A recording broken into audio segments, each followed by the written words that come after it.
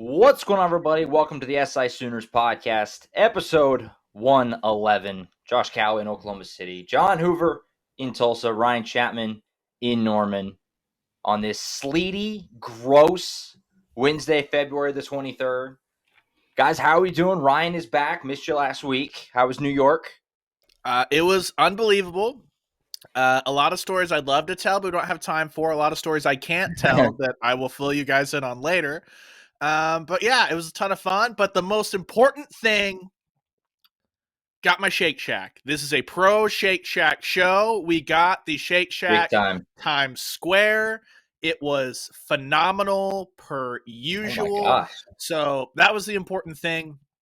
And look, we'll get to it later, but if a certain team ends up in the NIT and has to play some Madison Square Garden, I volunteer as tribute to head straight back and go get some more Shake Shack. We might have to arm wrestle for that one. How about you, Hoove, in Tulsa? Is it as sleety and gross in Tulsa as it is here? It was 10 degrees here when I woke up. Yeah, I think it is pretty bad. My watch shows 13 degrees and snow right now. We got about an inch of sleet this morning. Yum. Ryan and I both have radio jobs, so we've both been on the road to our other job. And I spun out this morning. Everything's good. Didn't wreck, didn't hit anybody, but it was scary as heck. I wasn't going too fast. It's just that I hit a pile of snow and off I went. So pretty scary. Made me a little bit late for my show. I wasn't there actually when the red light came on, like I always say, the little on-air light. I was late. I was like, oh my God, I'm late for my own show. Can't do that. I didn't know. My wife said she's walking out the door this morning. She goes, oh, it's like we're getting about 6 inches of snow. I said, what? Was not prepared for. I was not weather aware. What are you going to do? Gotta be. Gotta check the forecast all the time in this state. Have to. Yeah, my other gig is obviously I call high school sports. And when the weather's like this, there's no high school sports. So I just bunker down and stay home. So I don't plan to leave home again until Bedlam on Saturday at 11. That might be the next time I emerge from my house. So that's kind of the perk of my thing. But anyway, we'll start the show kind of how we usually do. Kind of just some football cleanup. Don't have anything groundbreaking in football over the last week or so, as we're kind of in this middle period. Sign day in the rearview mirror. Spring ball's coming up in a few weeks. But there's still things to touch on and to talk about a little before we get into, obviously, a lot going on with all of the other sports, men's and women's hoops and the diamond sports. But we'll start off with, I think it was just yesterday, right? Dylan Gabriel had this interview come out with Jason Kersey at The Athletic and Ryan Avery, the Oklahoman, two guys that we're good friends with on this show. And Dylan Gabriel had a lot of interesting things to kind of, touch on. I'll let you guys kind of steer it however you want, because there's a lot that he talked about. You can be Jeff Lebby, Venables, Mackenzie Milton just taking a dump on Norman. Whatever you guys want to take that, feel free. Who you can start if you'd like. Well, yeah, the Mackenzie Milton thing, he's one of the guys that's in charge of their NIL program at their collective at Central Florida, UCF, where he and Dylan played. And, his playing career is over. He finished as a grad transfer, I think, to Florida State. Didn't play great last year, didn't play much last year, but it was good to see him back on the field after that devastating knee injury. But then he's out of football and he's in the kind of, I don't know if you'd call it fundraising or student athlete well-being, NIL, whatever you want to call it. And he kind of popped off about Norman, Oklahoma. It was offered up. Okay, so Mike Bianchi was hosting him on a radio show. Mike Bianchi's a columnist there in Orlando. And Mike, he said there's nowhere, basically summing it up here, he said there's nowhere like Orlando. Why would you go anywhere else, any of those towns in the Midwest? And Bianchi sets the T-ball up on the tee and says, go ahead, say Lincoln, Nebraska. I dare you. Meaning where Scott Frost bailed out to. He went back to his alma mater to coach the Nebraska Cornhuskers after going, 13-0 at UCF. Instead of teeing it up and hitting it out of the park, he reset the tee, Mackenzie Milton did, and hit it the opposite field and said, yeah, what about Norman, Oklahoma? And I don't know if he meant to, I'm not going to try and read his intentions here, but that was clearly a shot at Dylan Gabriel landing, who, and eventually replaced him as the starter at UCF, landing at Oklahoma, Norman, Oklahoma. What a armpit of the world Norman, Oklahoma is, right? I mean, why would you say that? Why would you think that? This is a place that has rung up national championships and Heisman trophies. I don't know what he was thinking, but apparently he and Dylan talked it out over the phone, and he said, "Bro, I'm sorry, I didn't mean that. I started taking this thing left when it ran, or was trying to take it right, and it ended up going left." So I don't think he meant exactly what he said, but he said what he said. And boy, Norman, Oklahoma, and Sooner Nation, #Sooner football, just dropped the hammer on him for about 3 days. Yeah. Kid didn't know what hit him. So I thought it was cool that they immediately talked it out and discussed it. They're still friends, apparently. Everything's cool. But that's curious, man. Why would you take a shot at Dillon Gabriel for going to OU? It didn't make any sense. Yeah, I mean, his point didn't even make sense because he followed it up on Twitter and he said, those blue bloods just recruit on the ground of being blue bloods. And it's like, well, yeah.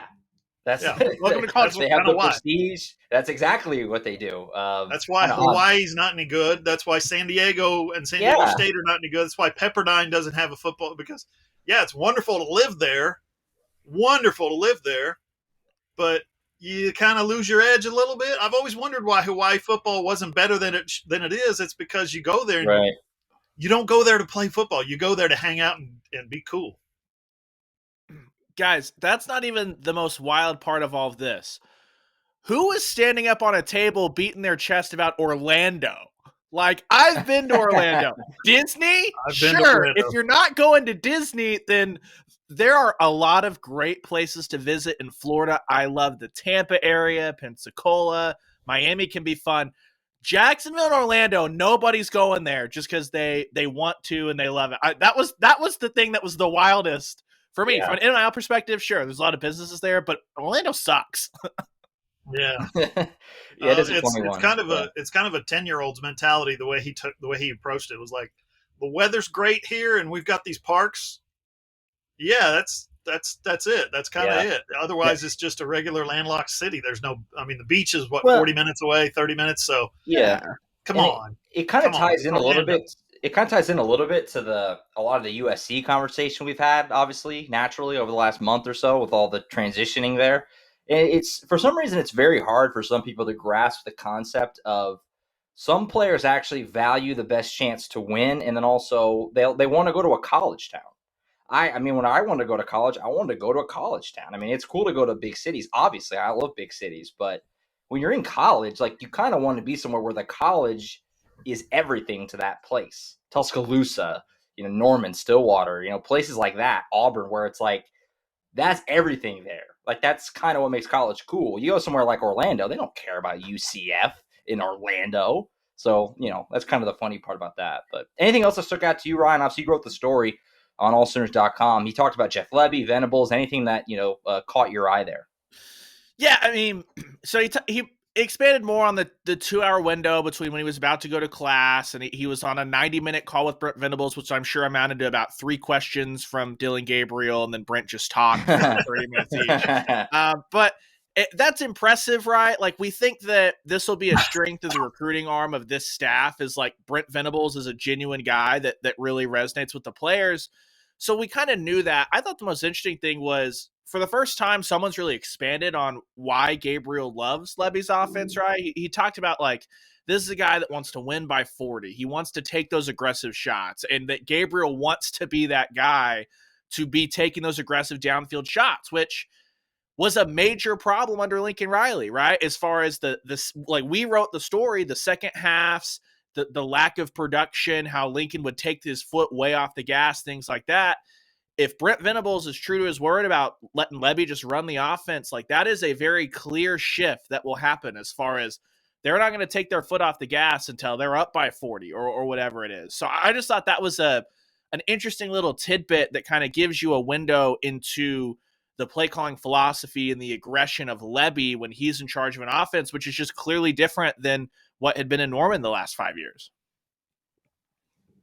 Absolutely. So Dillon Gabriel continues to kind of, gain some favor from OU fans, even though we've never really seen him do anything. I'm excited to see him in the spring, maybe more than any other guy. Just what does he look like in that Oklahoma uniform and in the spring game, and what we get to see in open practices, because obviously we've all gotten the chance to cover really good quarterbacks. So just kind of seeing him visually what does he look like? Does he look like them, or does he look Right. different? I'm kind of interested in that. I'm interested too, Josh. Real quick, I'll throw this in. The wide receiver core is got to do a lot of work this spring. Getting to know Dylan Gabriel. First of all, they got to do a lot of work this spring anyway, because Theo Weiss coming off that season-long injury that he had, the foot recurrence as well. Marvin Mims, one of the best receivers in the country, only caught 32 passes last year. Lincoln Riley's dialed out. There's a quarterback change. There's upheaval, so to speak, on the offense. The offensive line wasn't great. So you got a guy as talented as Marvin Mims in his second full season of college football, 32 catches. I mean, they got to, as a receiver core, everybody's got to pick up their game. Everybody's got to do better. And I think Theo Weiss is kind of the face of that right now. He's the last of that 2019 five stars. He's the last of those guys that's still here. Everybody else is gone. Why were you a 5-star again? That's what people are asking.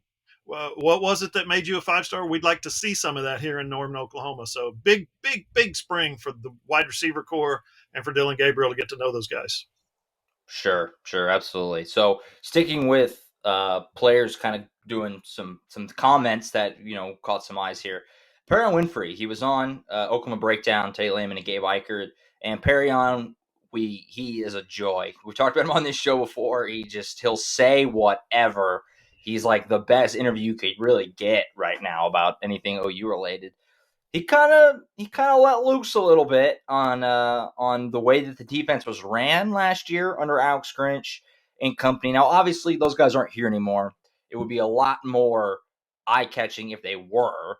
But still, it's worth kind of touching on at least real quick. Just basically said we weren't put in a position to succeed. They substituted us too much, which is something you guys harped on a lot in the season. And the stunts and stuff like that, basically like, just let me beat my man. It's kind of what Perrion Winfrey said. And he wasn't allowed the chance to do that. Hoover wrote the story on that on allsooners.com. Just kind of interesting stuff from Perrion, kind of, I don't know, kind of reinforcing some of the things that we brought up throughout the season. You're right. It would have been more meaningful had the coaches been here, had he said that when the coaches were here.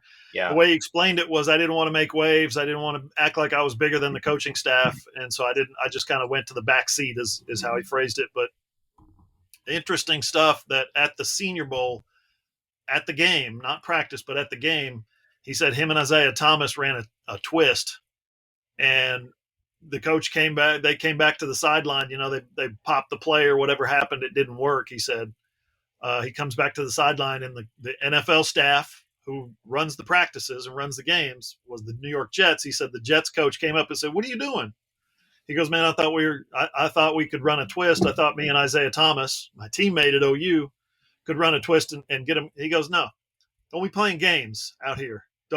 We don't need twists. We don't need stunts. We don't need blitzes. We don't need slants. We need you to beat your man up front." He said the next play, he went back in, he beat his man up front, had a tackle for loss, and the Jets coach came back and said, "See, that's what we want you to do. That's what," and he's like, "Why the hell didn't we do this at Oklahoma? Why didn't we do more one-on-one, beat your man?" He said they would talk to the coaches about it, and was like, "Nah, just stick to the game plan." So that really, really, really tells me that the defensive line, especially the defensive line, but maybe the defense as a whole, was not used properly. I think, and I equated it to, when you're kind of fighting this game with one hand tied behind your back, what do you do on offense? You go to the spread offense, the Mike Leach offense, and you try to level the playing field by saying, "You're not going to catch our guys. We're going to do some tricks over here. We're going to do some sleight of hand. You're not expecting this. We're going to do some crazy stuff, maybe run some reverses or wide receiver screens or whatever it is." Yeah. This was the defensive equivalent of that at Oklahoma, where your defense ranks 115th in the country, 129th in pass defense, next to last, or I guess dead last at that point in time in pass defense. You got to gimmick it up. You got to do some tricks. You got to do some other stuff to get people off their routine. Well, 3 years in, Kansas State is looking at you going, "Okay, run that pre-snap shift, then run your slants because we're blocking it this way and we're going that way and we're out the door." We saw that over and over and over again, especially this year in 2021, where the defense they were running was kind of a trash defense. And you're wondering, what are they doing And then, you mentioned the substitutions. You get in the substitutions. It's like me and Ryan are looking at each other in the press box going, why are all those backups in on the second drive of the game at Baylor? Why are all those backups in on the next to last drive of the game at Tulane, against Tulane? Guys, none of it made sense. Well, and two, so the big thing Alex Grinch talked about all year long was he couldn't figure out how to motivate or connect or whatever.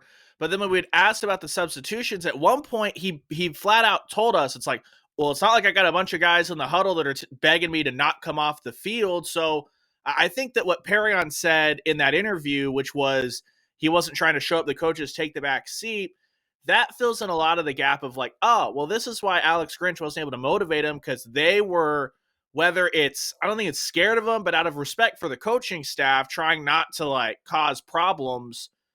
But that just means that if boss starts telling me stuff that I think is really dumb, but I'm scared to tell him that, I'm going to probably mentally check out half the time when he's talking to me, right? Like that's like a human reaction.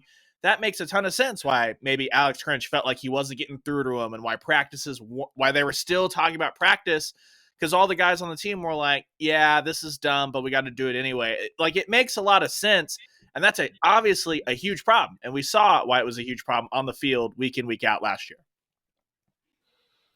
Yeah, it just feels like we're going to look back at that Oklahoma team, 2021, and the roster and kind of head scratch about it for a long time. I think as goes on, it's going to look more ridiculous as guys become good pros and guys do good other places. Hazelwood at Arkansas, Stogner at South Carolina. It's like I can see where this is kind of headed. So we'll see how that goes. But interesting stuff there from Perrin Winfrey. By the way, before we get into a couple other things, did you guys see the Hazelwood tweet about? I know Hoover did because he retweeted it. Said that OU fans have been calling him soft. What are we talking about? Hazelwood was like the number one blocking guy on the entire team. He just like always just kind of did his thing. So if OU fans are actually calling him soft, that's pretty stupid to me. But yeah, I don't know. A lot of OU fans are saying who said that, because if you do look at like his tweets and stuff, it is generally positive. But I don't know. That isn't everywhere. That's not DMs. That's not other social media. You know what I mean? So who knows? Weird thing there that what happened with Hazelwood the other day. But some other housekeeping things just to go through real quick before we get through other sports. A couple of guys going to the USFL. We had Jeff Badette get drafted earlier today. Just that guy, God bless him. He just keeps trying. He keeps battling. He's been on a million teams.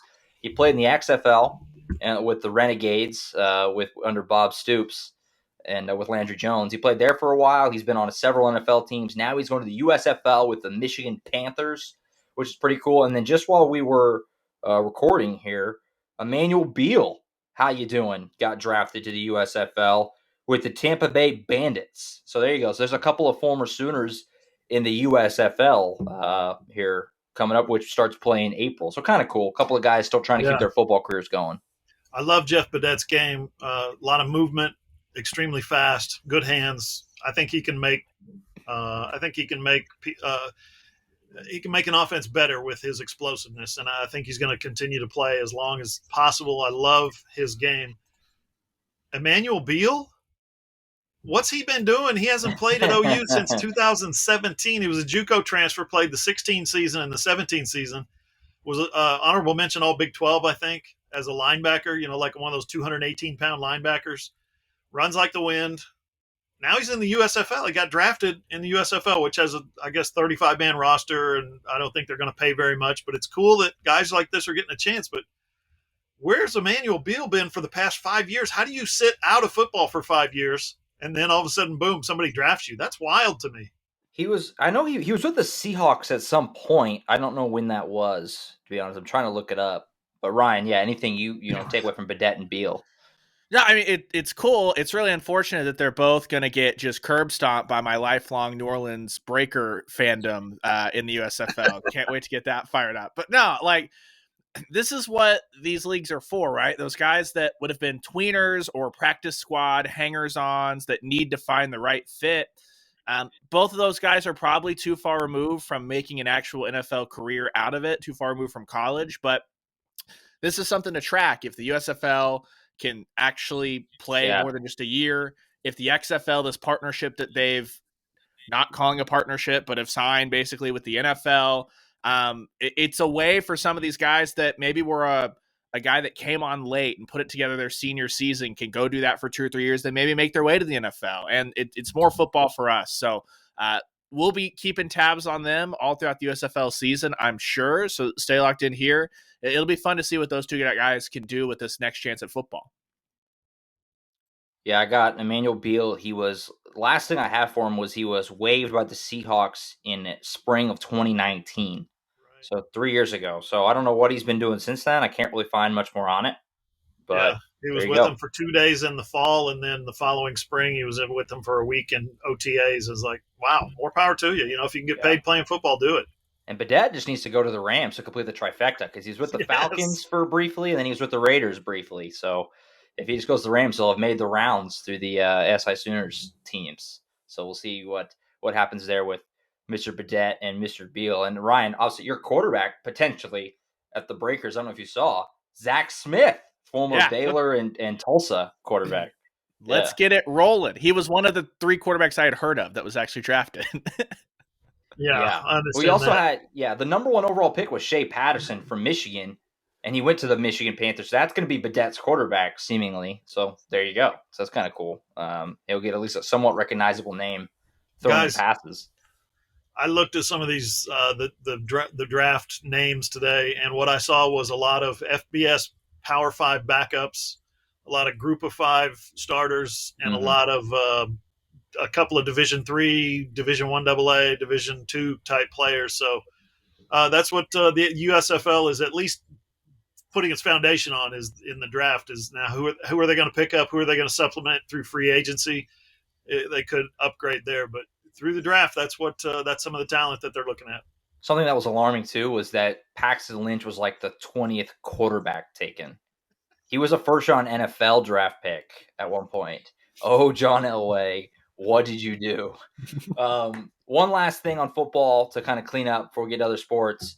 Kind of cool, and just continues this trend that we talked about last week of former OU guys getting jobs and continuing to climb the rank. CJ Ayu, he's going to Texas Tech. Going to be, I think I saw outside linebackers coach. No, that's not confirmed. I haven't seen the school say anything yet. But CJ Ayu reportedly is going to Texas Tech. One of, honestly, the more underrated OU players of the last 20 years or so. He was really good for a couple seasons. Big 12 Newcomer of the Year, All Big 12 first team in his 2 seasons at OU after he transferred after starting at BYU.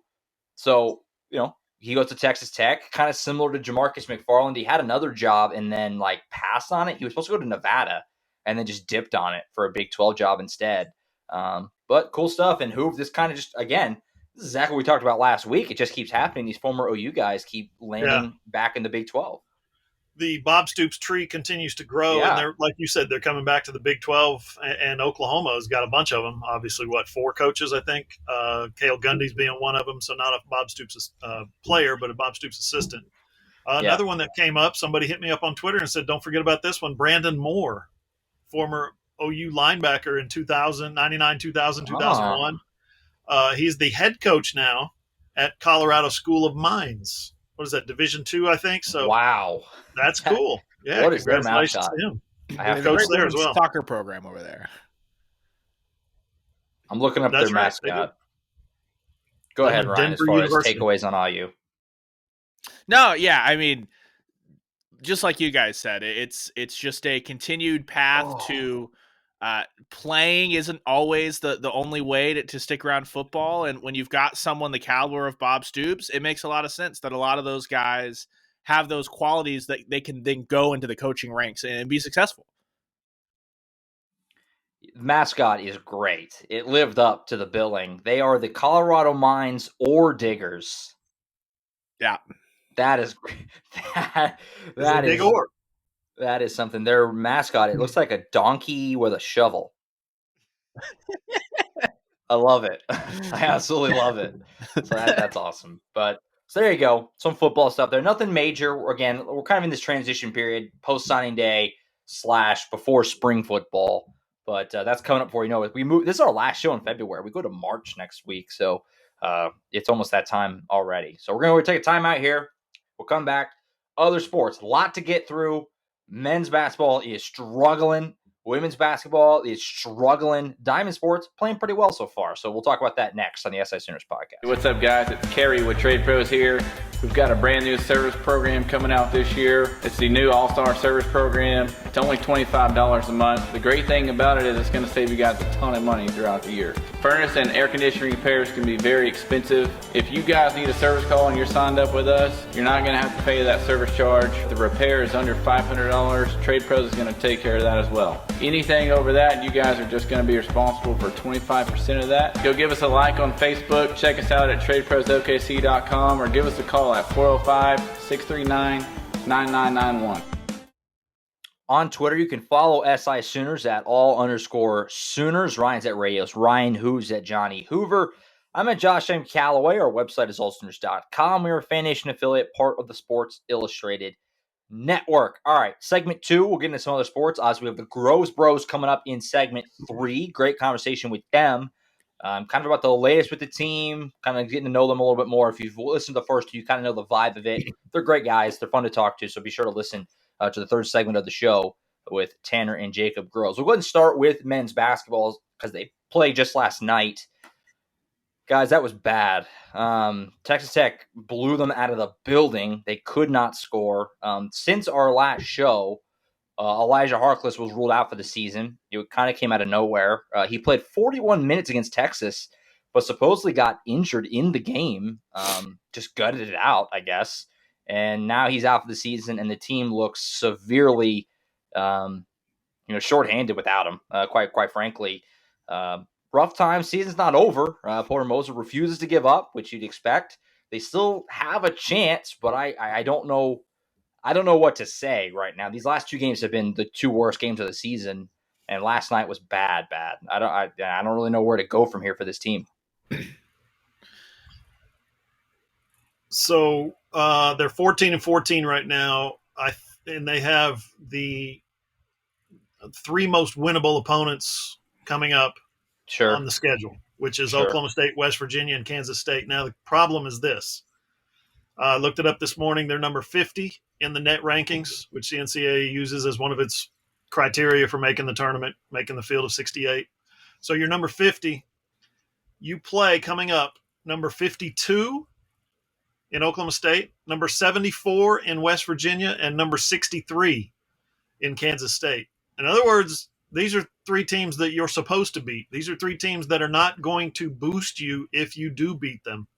Meaning the only way that Oklahoma moves up and into the field of 68 right now, I think Lenardi had them out this morning as first 4 out. The only way they're going to do this is if they sweep these last 3 games. You can't go 2-1. You might be able to go 2-1 if you win 2 in the tournament, but that's a tall ask for this team that lacks depth, as we saw last night in the second half. So I think it's going to be a tough order for Oklahoma. 4-11 right now in conference play. They would need to finish 7-11. We've seen Big 12 teams make the tournament at 7-11 before. It's not out of the realm of possibility, but they got to get to 17 wins, and they got to avoid, in my opinion, 16 losses. Well, guys, here's the other thing too. I know no one outside of Hoove and I doing an arm wrestling fight want to talk about the NIT, but I'm pretty sure you have to be 500 to even make the NIT. For that, that is a bottom in. Like it's a requirement. So this could be a team that is headed toward the CBI or nothing. Like it's not even NIT. So you absolutely have to get those 3 games. Frankly, that's the same spot they were in a week ago when I was gone. You guys potted last that like if you get on the road at Iowa State, that's awesome. Your penciling Tech is a loss. You still need to just rack up those 3. Now it's a must-have, and you can't separate just how awful they looked in the second half in both of their last 2 games. So it's truly a wonder that they ever went to Morgantown, had Elijah Harkless only play 4 minutes and looked as functional as they did, because everything else on this team is the same, and it looks night and day like they've got no answer. So it'll be fascinating to see what they can put together because, like you said, 3 pretty winnable games, but no one's going to pick them to do anything with just what they've shown in the last 2 second halves. Yeah, I mean, obviously Iowa State, they were in the game most of the game and then turned into a buzzsaw at the end where Iowa State got like just nuclear hot. But Texas Tech, that was the first time I really feel like, really honestly, all year that the guys looked like they were just defeated. Like the second half, just the body language was not good for the first time, really the whole season, honestly. So we'll see if they can bounce back. You win Bedlam on Saturday, and maybe that can spark a strong finish and you can make it. But I don't know. It's hard to imagine. Elijah Harkless is so important. It's tough. So we'll see. Big game on Saturday. Oklahoma State comes in. Ryan and I will be there at Lloyd Noble Center. Gonna be interesting. Gonna be very interesting on Saturday. Now the women, kind of the same thing. I mean, not as dire because they're gonna make the tournament, but they're going the wrong direction. They lost 3 in a row. Who we talked about it last week. They lost to Texas, but it was kind of like Texas is good. They're on the road. Oh, not that huge a deal. They lost at Texas Tech at home. Can't happen. They're like at the bottom of the Big 12. And then they got hammered by Iowa State on Saturday, who is good, but, I mean, hammered. They lost by 22 in Ames. They play TCU tonight in Fort Worth. TCU stinks. They have 6 wins. Got to have this one. Got to have it. I don't know what happens if you don't, but they got to have to kind of turn this thing around. Yeah, they're 20-6 right now. Like you said, in the tournament. They've had a great season, but dropping not just 3 in a row, but 3 double digits, 15, 10, and 22. The last one is probably as concerning as any of them. I know you don't want to lose to Texas Tech. Like you said, they were a 2-win team in conference play coming in, and they beat OU by 10 points, 97-87. In Norman. In Norman. But the one that's disturbing is Oklahoma was all you got to do is win. That's a tough call because they're in first place. You win at Iowa State, and you're a half a game out of first place. Basically, you make up for it this weekend, beat TCU, boom, you're in first place in the Big 12 conference race. Instead, you get blown out by 22. You're now in a tie for 4th place in the Big 12 conference race. So you went from right on the cusp of first to dropping down to 4th. It's a tough go for the women. And guys, we've talked about it. They've been doing it a little bit with smoke and mirrors. They've hit 3 game winners, buzzer beaters to win games this year.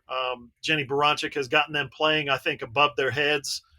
It's virtually the same team that they had last year with Sherry Cole that finished 500, and she's got 20 wins. So she's up for discussion, National Coach of the Year. There's no question.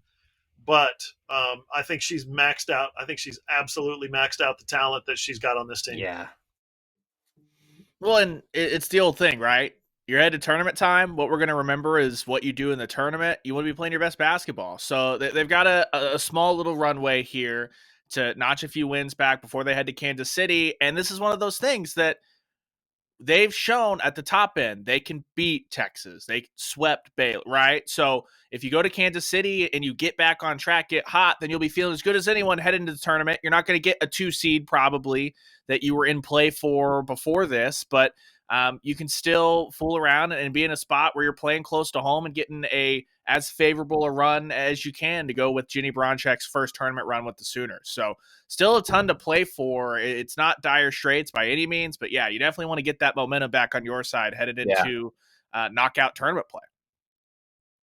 For sure. So keep up with allsooners.com. We'll continue to follow what they're doing. Ryan and I will be in Kansas City for the men's and women's Big 12 tournament. They're both there, and we'll be there. So lots of coverage coming up on both teams as they go down this home stretch. Still playing for something, but both need to turn it around, and quickly as the season is just running thin here. Quickly through the Diamond Sports here. Softball, I mean, they're just annihilating people. I think it's 89-2 or something in the runs. 95. 95-2. I undersold it. Both runs unearned, by the way. Yeah, I mean, they're stat ERA is 0.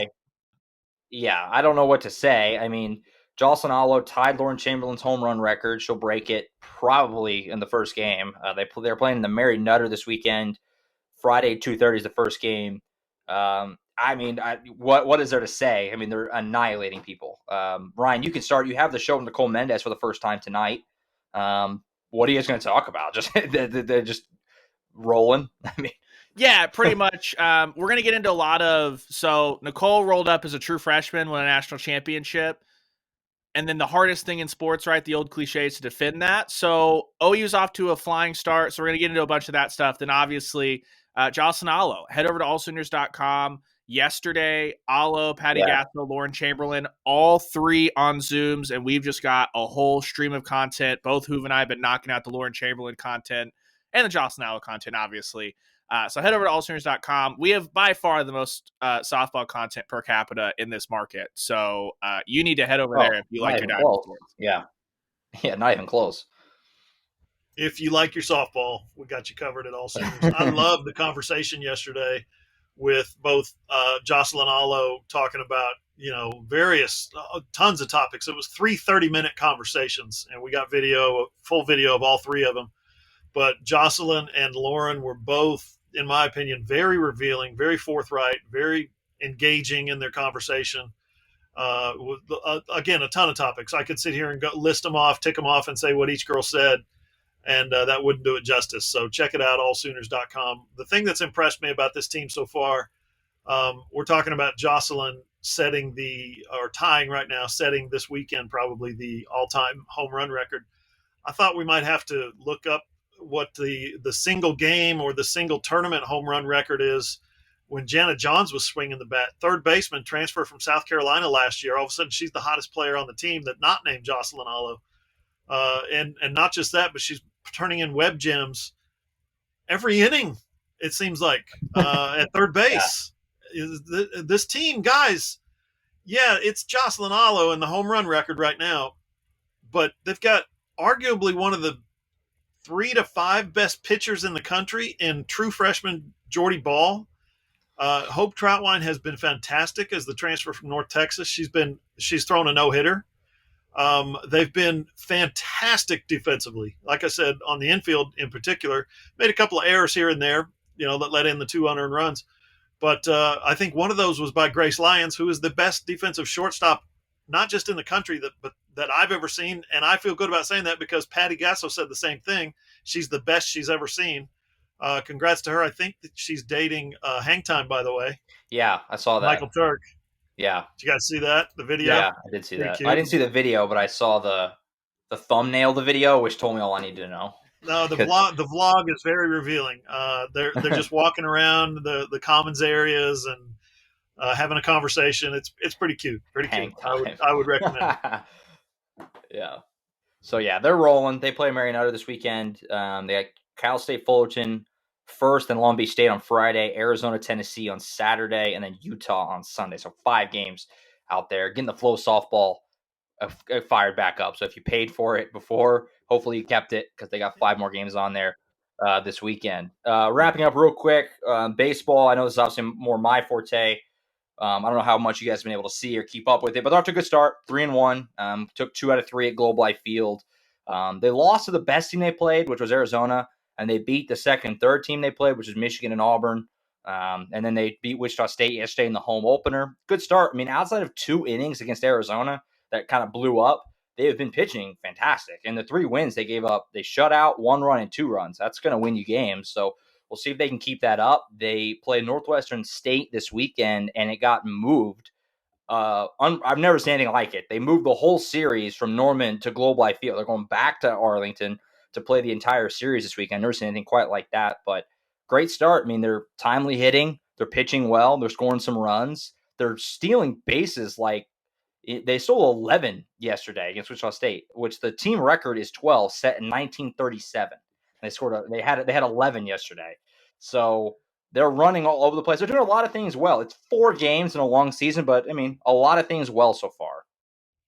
Josh, I was going to ask you, did Wichita State just not have a catcher? Did they just throw it to the backstop and go get it every time? Bit of a noodle arm, and he sailed a couple into center field. They were very aggressive. It was like, just go. It was like Little League where like you just know you're going to go because nobody can throw you out. And it was like, just go. I mean, they had 3 – OU hadn't had a guy get 3 steals in a game since 2012, and they had 3 guys get 3 yesterday. Peyton Graham, Kendall Pettis, and Tanner Treadaway all got 3. And Tanner Treadaway walked, stole second, stole third, stole home. Did it all in one roundabout. So it was kind of ridiculous yesterday. By the way, it was like 20 degrees. I can't believe they even played. It was nuts. But just hey, it's a big year for Skip. He needs a bounce back year, especially with the SEC on the horizon. Yeah, for sure. So good start for them. Again, they put Northwestern State this weekend at Globe Life. Then they have a huge weekend next weekend at Minute Maid Park. They have, I believe it's LSU, Tennessee, and UCLA down there. That's better competition than what they just played at Globe Life. So it's a big time coming up, but they should be 6-1 because they should sweep this weekend if all goes well, and then have some momentum going into that big weekend down there in Houston. All right, that's it for us. Segment 3 coming up next. We have the Groves Bros. Great stuff with Tanner and Jacob to talk about the transition, and what the team is going through right now. Lots of great stuff. We talk about them for about a half hour. So stick with us for that third segment of the SI Sooners podcast coming up next with Jacob and Tanner Groves. Hey guys, John Hoover for Trade Pros. Listen, they got something special going on at Trade Pros. It's the All-Star Service Agreement. Sign up now for just $25 a month, and the guys at Trade Pros will come out twice a year for routine maintenance. Plus, you get up to 2 pounds of Freon every year at no charge. And get this, if your heating or air unit needs work, it's not going to cost you anything if the repair is less than $500. And if it's more than $500, your cost comes in at just 25% of the Trade Pros price. It's the All-Star Service Program. Some conditions apply, so give the guys at Trade Pros a call, 405-639-9991, or hit them up on the website, tradeprosokc.com. All right, final segment of the SI Sooners podcast, and we are back for our weekly segment with the Groves brothers, Tanner and Jacob. We call it the Groves Bros. They join us. Tanner and Jacob join us exclusively on the SI Sooners podcast every Wednesday. They are able to join us because of our good friends at Trade Pros. If you guys need, if you have heating and air needs, if you just have questions about your unit, whatever it is, just call Trade Pros at 405-639-9991, 639-9991. They're locally owned, they're locally operated, and we are proud to partner with them. Tanner, Jacob, I hope you guys are staying safe in this crazy weather. Yeah, doing our best. I mean, we've been staying inside a lot. Tell you that. Yeah, we've been doing good. The good news is we're driving a pickup down here, so we got 4-wheel drive, so we're getting through it. Perfect. It probably wasn't part of your recruiting pitch, but Oklahoma is kind of known for its ice storms. Sorry, you're probably just now finding this out, but we're having one now. It's bad out there.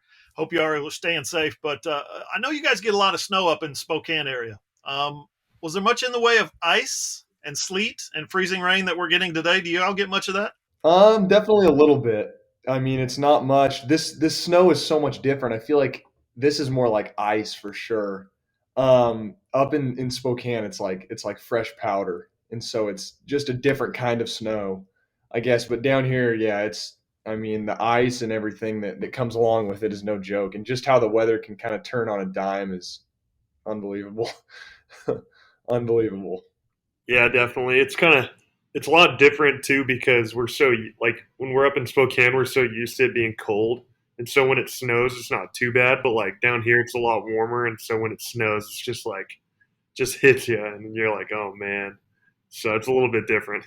Yeah. 2 days ago, I was working in the yard in a t-shirt and shorts. Today, I'm fighting White Walkers at the wall. I'm keeping them, holding them off. I want to talk about last night's game. It was a tough road trip to Texas Tech, obviously. They're literally one of the best teams in the country. I think they played for the national title 2 years ago.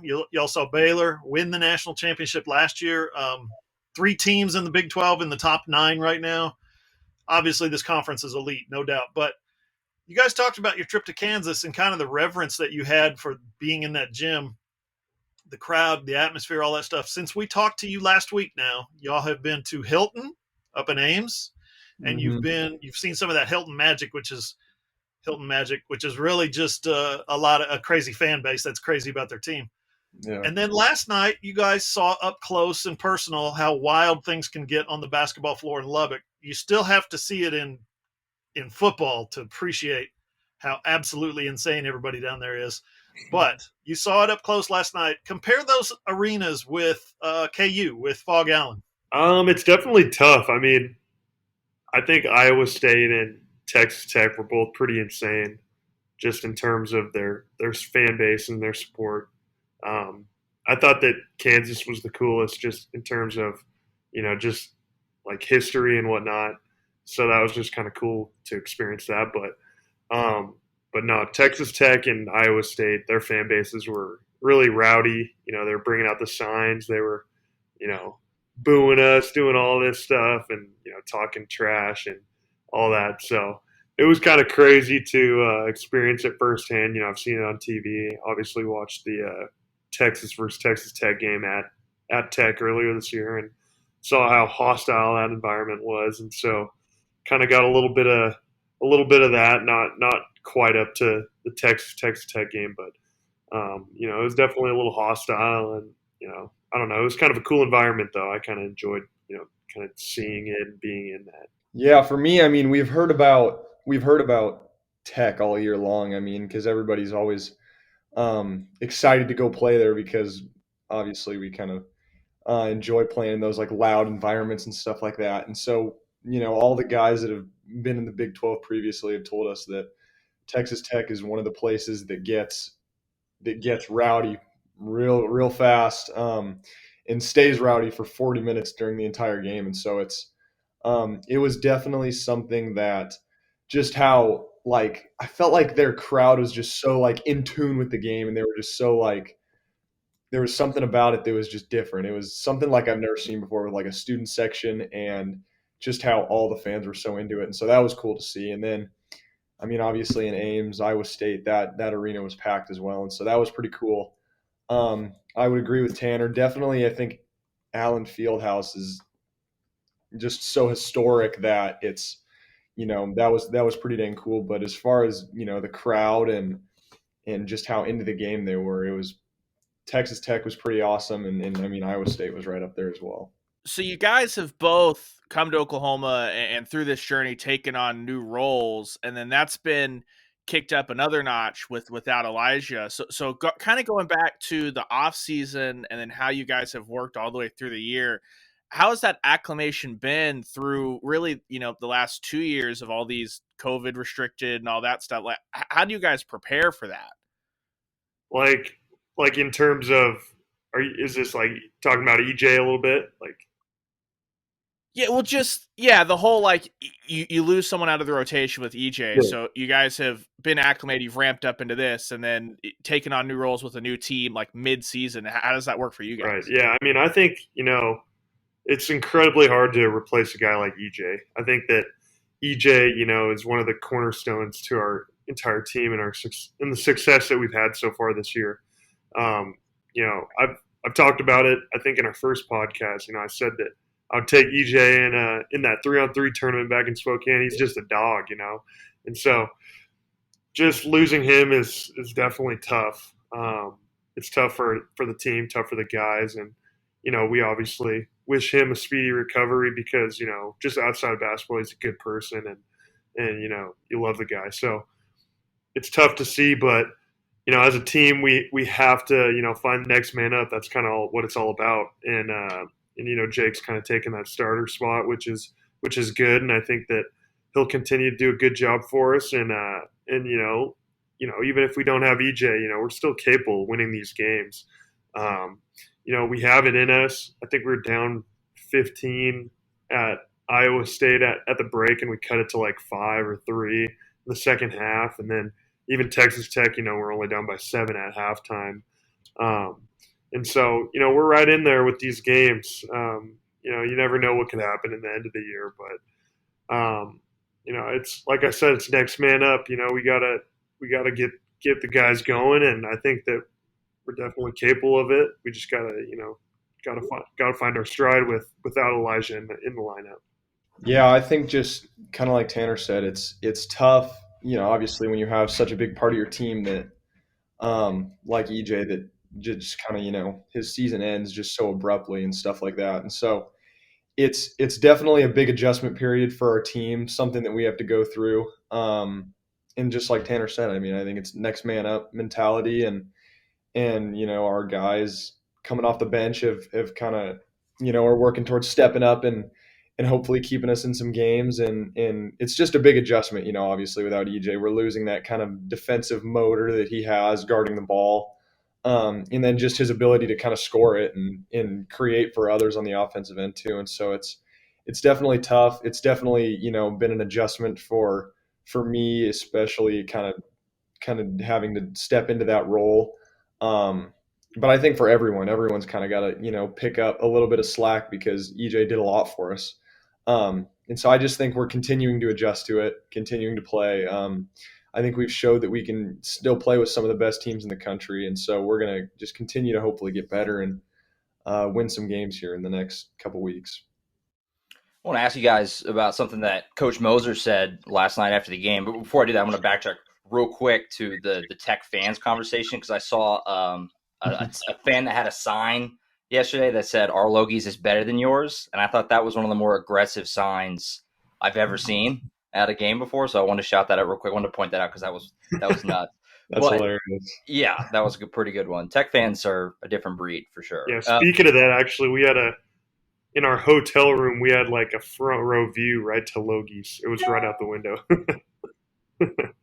Lubbock is nuts. Spanky's is my favorite place in Lubbock. They have mozzarella sticks that are like this big as your head. It's awesome. It's awesome. Yes, recommend. But as far as what Coach Moser, he was talking about yesterday, where he really felt like the starters got tired. I think he said exhausted was the word he said in the second half of the game. Is that something that you guys, obviously both starters, are you trying to work on? I mean, I know it's late in the season, but trying to conserve energy throughout a game or anything? That's something that Coach Moser's pointed out a couple times these last couple games, about really good first halves and then kind of fading in the second half. He feels like just kind of running out of gas is part of that. Is there anything you guys are trying to do to avoid that, obviously going down the home stretch here?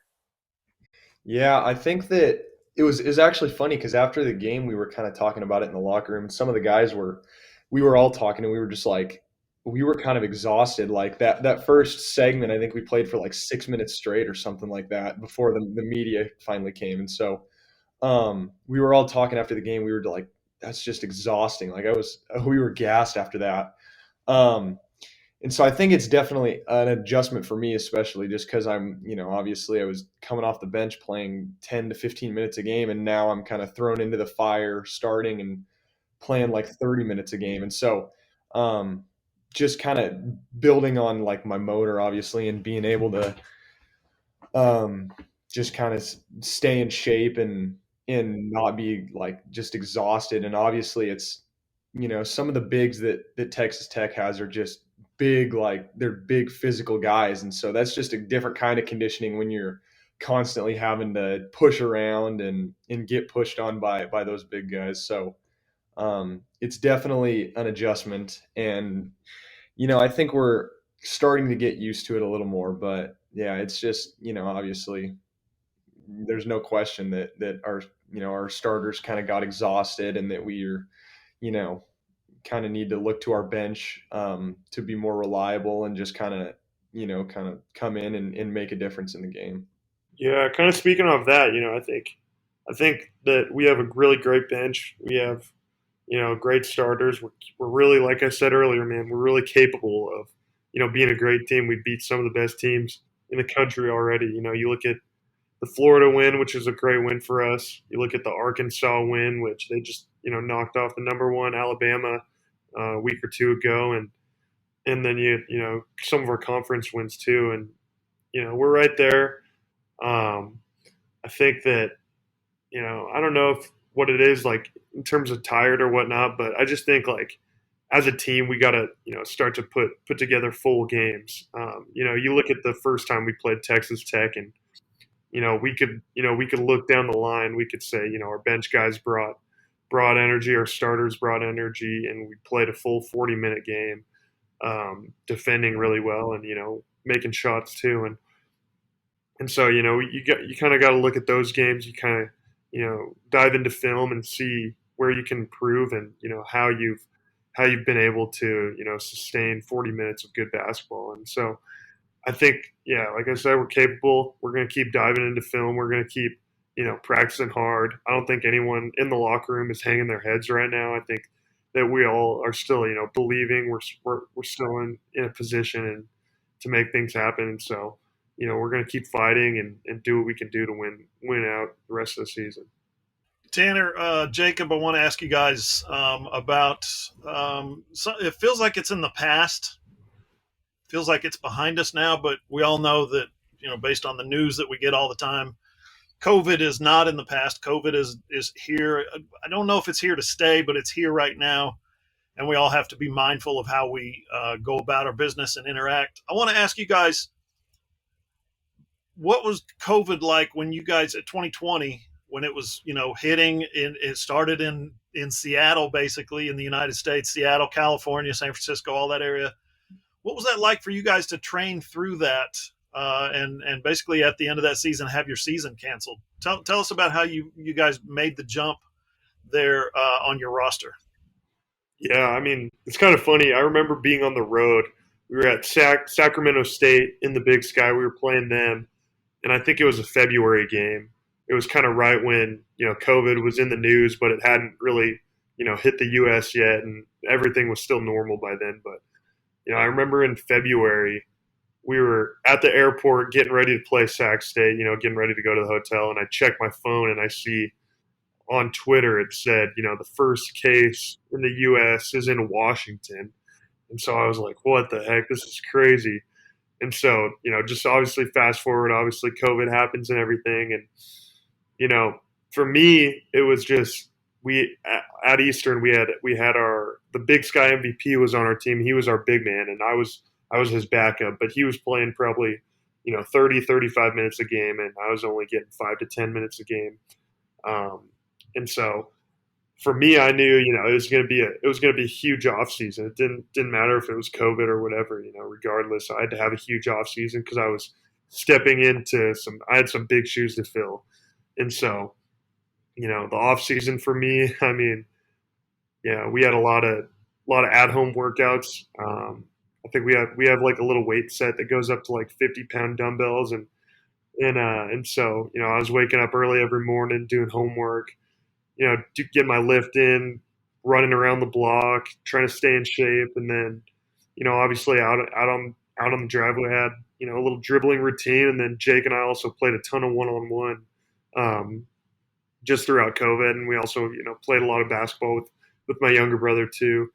And so, yeah, I mean, it was just definitely a grind. Some days, especially during that spring up in Washington, some days it was just pouring down rain and it was, really cold. And so, you just had to make do. Jake and I were grinding. We were doing whatever we could. I actually remember one story from, I think it was, the first month of COVID, right when the lockdowns just first started. And Jake and I drove up to the park just, a couple blocks away from our house, and we were just playing one-on-one at the park. And some lady was walking her dog with her mask on. She comes up to us and she was like, telling us how she was a nurse and how, people are dying and this is serious. And, she was really recommending us to go home and, we shouldn't be doing this. And then we told her, we were like, oh no, we're actually brothers. We're in the same household, so it's all good. And she was like, oh, okay, I understand. So that was kind of one of the memories I remember from COVID. But yeah, I mean, it was just a grind. We were just finding whatever hoops we could outside and, using the driveway, outdoor balls, whatever we could. But yeah, it was definitely just kind of like a grind. But I kind of liked it because it kind of reminded me, back being like a kid and just, hooping outside and getting better outside. So kind of brought me back to that and, led me to be here today. Yeah, that was, I definitely remember that story too, Tanner. That was pretty funny. That was kind of when we realized that COVID was actually like, just how the big of like an impact it had on everybody around us. Everybody was being overly cautious and stuff like that. And so we were, we were just some kids. We were just trying to find a hoop to play on and stuff like that. And so that was a funny story.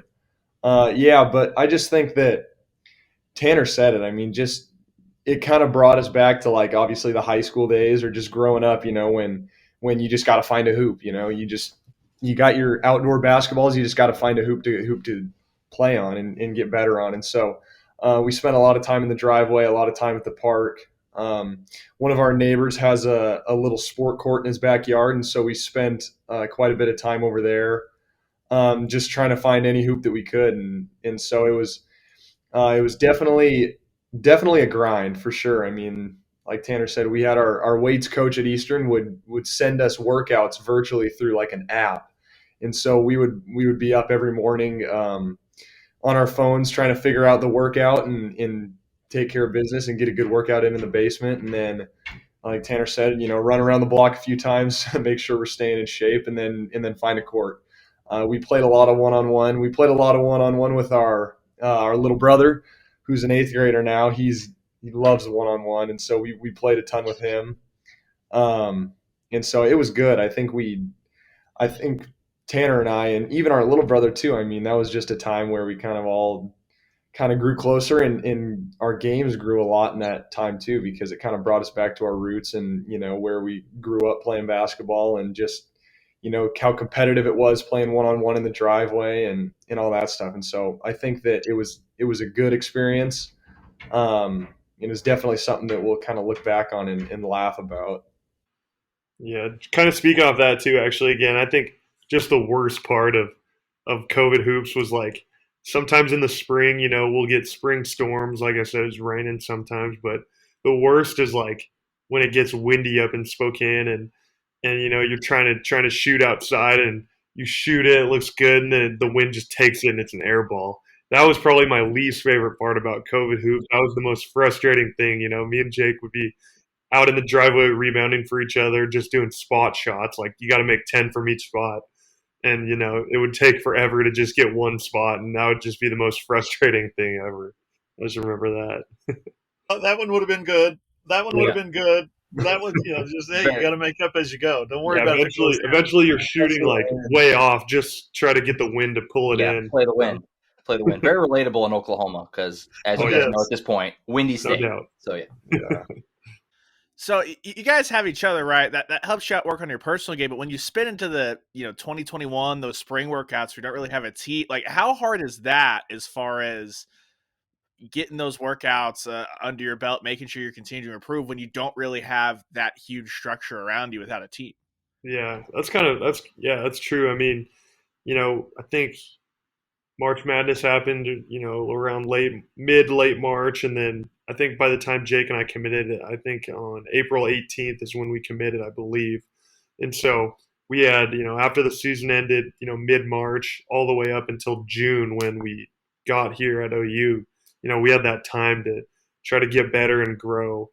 And it was kind of on our own. We didn't really have structure. We didn't have, coaches, leading us through workouts or anything. And so a lot of the times I think, Jake and I were still living with our roommate from Eastern who plays out at Portland now.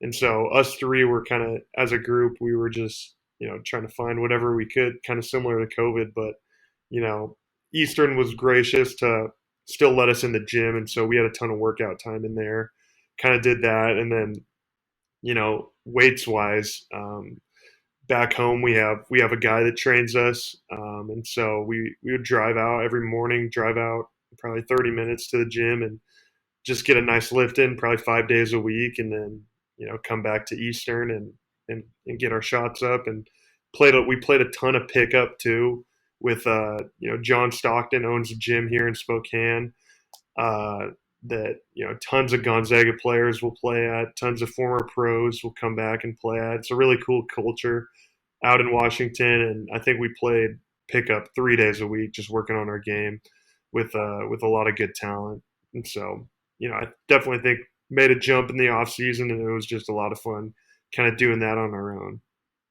Yeah, it was kind of kind of hard for us to anticipate what it was going to look like. Obviously, at Oklahoma and with Coach Moser, I mean, we had committed, and then we still had a month and a half before we came down here and met everybody and kind of started practice and everything. And so we were just trying to, obviously talking to some of the coaches, and I talked to Coach Dildy, and he would send me like some little workouts and stuff like that to do. But obviously the coaches are all on the road recruiting, and so they're busy. And so a lot of it was left up to Tanner and I to just kind of figure out what we want to do and what we want this next month and a half to look like before we go down and start practice with a Big 12 team. And so, like Tanner said, we spent a lot of time in the weight room every morning, just, trying to get bigger, faster, stronger.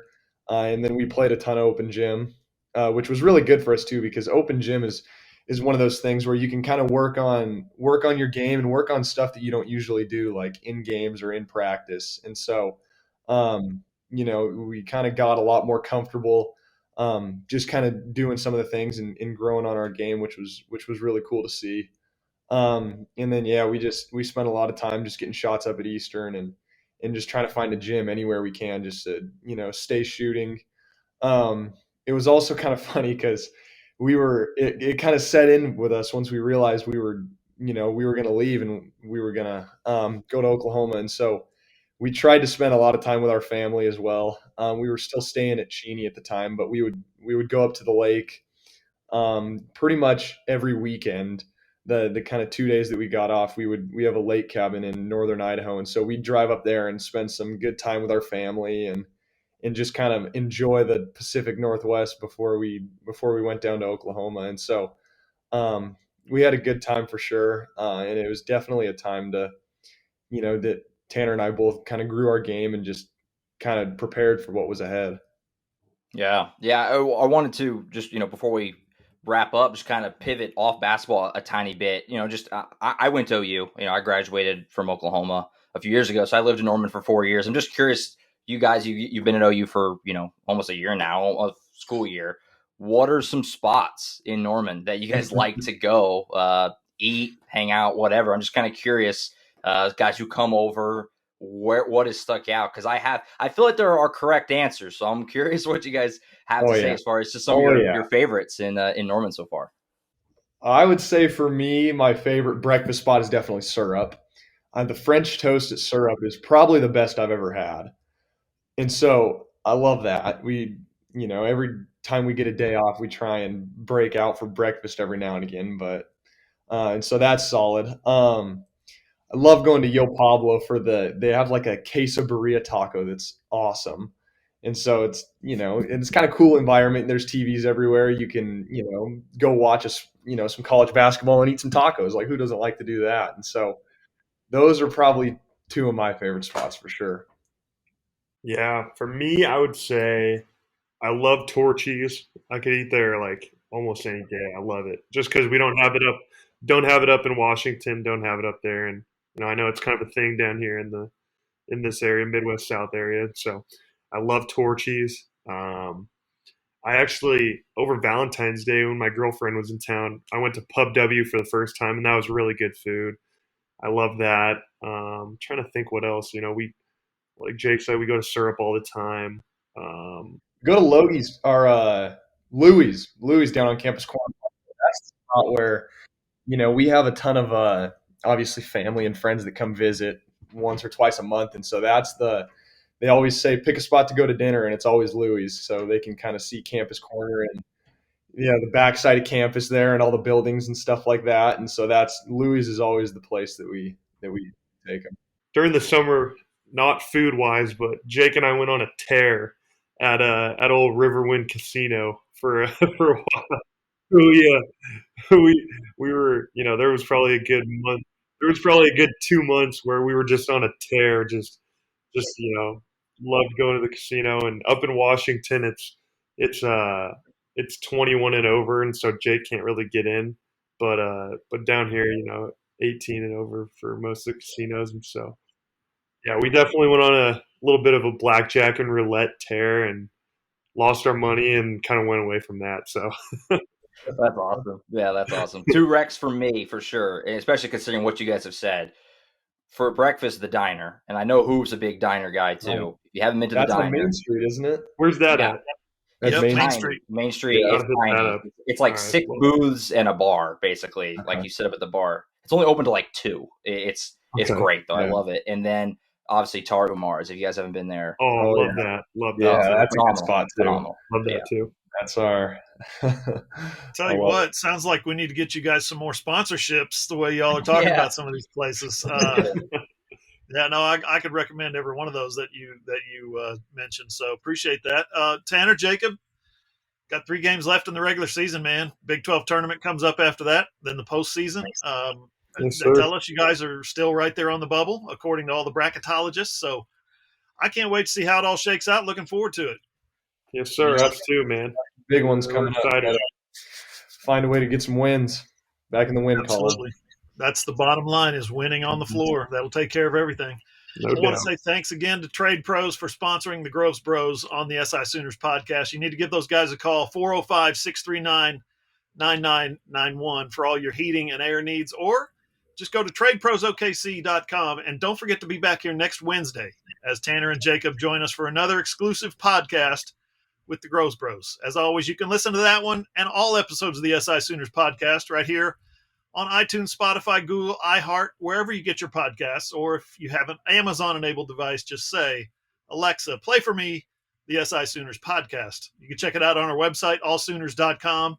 Click on the player, listen on your phone, your tablet, or your computer. And, of course, we simulcast the video version over on my YouTube channel. That's John Hoover Media. Please comment, like, rate, share, and subscribe. That really helps us out if you can do that. For Josh Callaway, Ryan Chapman, and, of course, the Groves Bros, Tanner and Jacob, I'm John Hoover. See you guys.